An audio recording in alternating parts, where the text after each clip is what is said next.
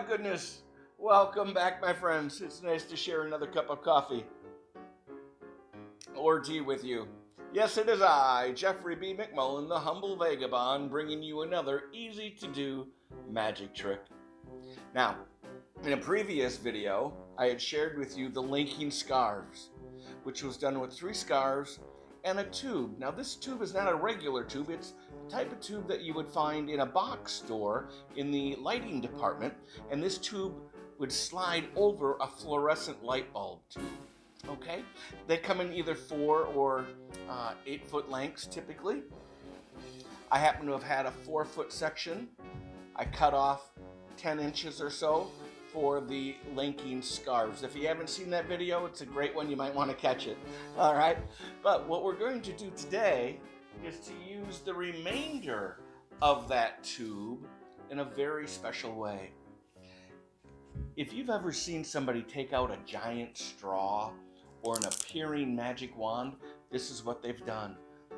All right? They'll go ahead and they'll reach inside of a bag and they'll take something out, and they'll either do it very slowly like a giant straw, or you can take that, palm it in your hand, toss it into the air, and make a giant straw appear.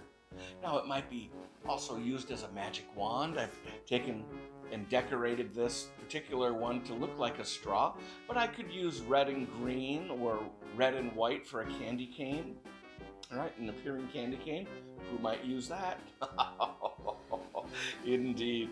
So how is this done? It's very, very simple. Just like the rest of the tricks that I share with all of you. All you do is you take your fluorescent cover, your tube, and you can decorate it with any type of tape that you like. Now, I personally like to use electrical tape rather than stickers or duct tape. Duct tape has a little bit too gummy of edges, and it has a tendency to get either on my hands or on my props. You might also use like shelf lining paper, where you peel it off and then you would lay it on a table, and then you could cover the entire thing in a solid color like a wood tone, which would make it appear like an appearing pole. All right?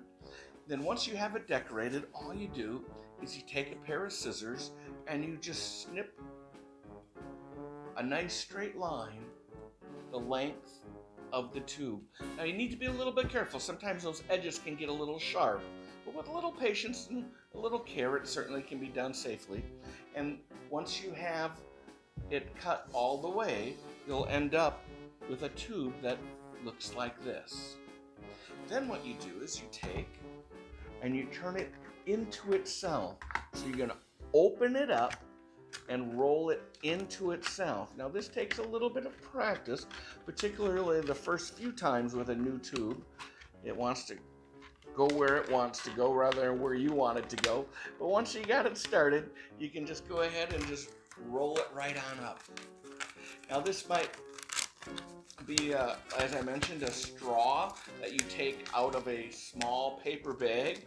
All you do is, once you have it wound up, just take a rubber band or a 260 balloon tied to look like a rubber band and just go ahead and put it right around the tube, and this will hold it in place, keep it from opening, just like so. All right, now I kind of like to keep it towards one end. It's easier for me to reach it and remove rather than having to roll it from the center all the way to the end. I could just simply now take this, put it in a little brown paper bag, all right, reach inside, open it up, slide the rubber band off, and then slowly open it up so that it appears that a giant straw is coming out of a little tiny bag. Again, something big coming out of small makes it very, very funny. Ordinary things, extraordinary ways, produce wonderful results and smiles. I could also make it as an appearing wand. All I would do is, just as I did in the opening, is just take it, toss it into the air, catch it, and poof, magic appears right before their eyes. Let me show you another version. This is a tube similar to the one that I just had, but what I've done with this one is I've bolted a little piece of wooden dowel to it, and I've sharpened the tip. And now I use this appearing cane in my plate spinning act. And the plate slowly rises and rises and rises until I get to the very end, where I will go ahead then and balance it on my nose or on my chin. Ooh, yes, and get some laughs. All right. So it's very, very simple, very, very easy. Have fun with it. Careful with the scissors, careful with the edges of the tube, but use it to make someone else smile.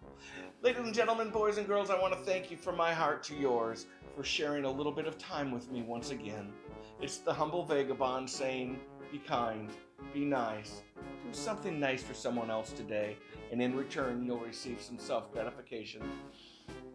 Use the magic to make the smiles. We'll see you again soon.